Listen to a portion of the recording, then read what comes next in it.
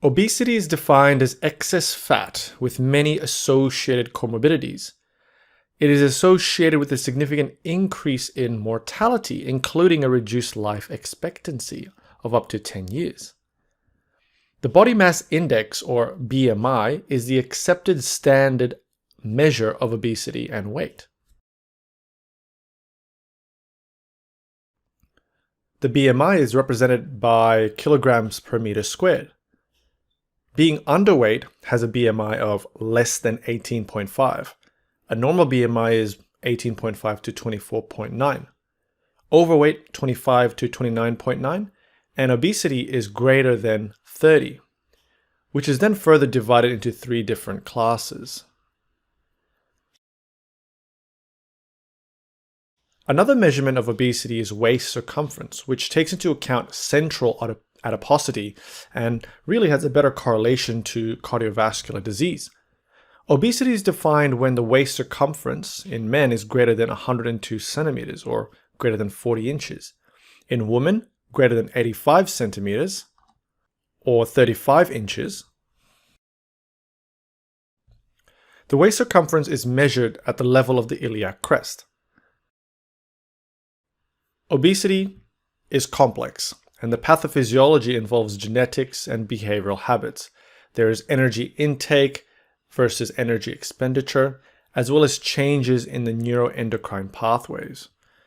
But to put it simply, really, obesity occurs when you have increased energy intake, but reduced expenditure.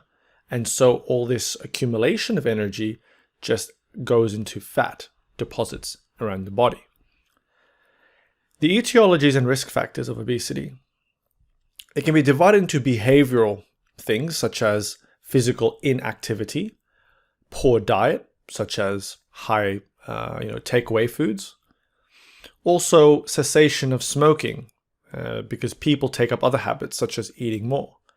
Further, poor eating patterns such as overeating, binge eating, or night eating is associated with increased energy intake. Sleep deprivation is also a risk factor. There are many medical causes of obesity. These include hypothalamic obesity, caused by damage to the hypothalamus, a part of the brain that makes hormones that control specific body functions such as sleep as well as hunger. Growth hormone deficiency, hypothyroidism, low thyroid levels released from the thyroid gland, hypogonadism. In women, polycystic ovarian syndrome, which is also associated with hirsutism. Cushing syndrome is a very important medical cause, and really patients manifest with elevated cortisol levels, and you could get moon-like faces and a buffalo hump. There are many medications that can cause increase in weight.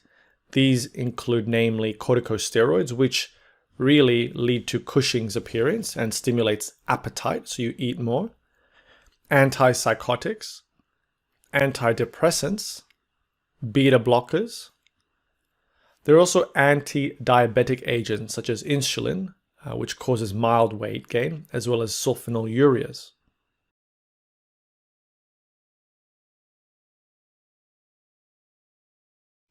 Complications of obesity is a lot, and these include stroke, the stigma associated with being obese, respiratory issues such as obstructive sleep apnea, obesity hypoventilation syndrome, which is really characterized when you have slightly increased amounts of carbon dioxide in the body, gastroesophageal reflux disease, heart diseases including heart attacks, hypertension, hyperlipidemia, a fatty liver disease, diabetes, urinary incontinence, osteoarthritis from all the weight, increased risk of gout, venous thromboses, hernias, as well as an increased risk of certain malignancies as well. Important to know something called metabolic syndrome, which really encompasses obesity as well. Metabolic syndrome describes a constellation of medical condition which increases the risk of cardiovascular disease.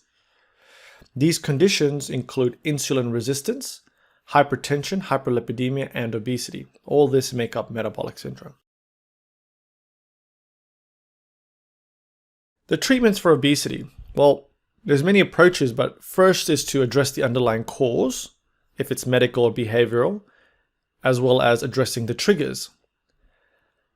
You want to set a realistic goal, for example, 5% body weight reduction per year, and good idea to create an action plan involving a certain diet, such as a low-calorie diet, an exercise program. Pharmacotherapy or medications also have a role in the treatment of obesity, usually when all other things fail. These pharmacotherapies include a GLP-1 agonist. Now, a GLP-1 is a normal peptide that's produced by the body, which slows gastric emptying, inhibits glucagon excretion, and stimulates insulin production. The side effects of this include nausea and vomiting. Further, GLP-1 agonists are given as an injection into the tummy or the thigh, and so this could also be a sort of a side effect in a way. Orlistat is another medication that works on the pancreas by inhibiting the pancreatic lipase. Lipase is an enzyme which helps break down fat so that fat can be absorbed by the body.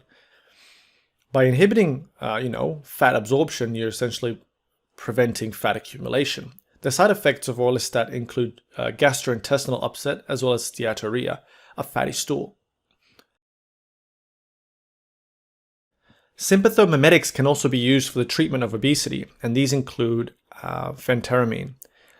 Sympathomimetics they increase the sympathetic activity in your body, and so your fight or flight response, and so you increase energy expenditure.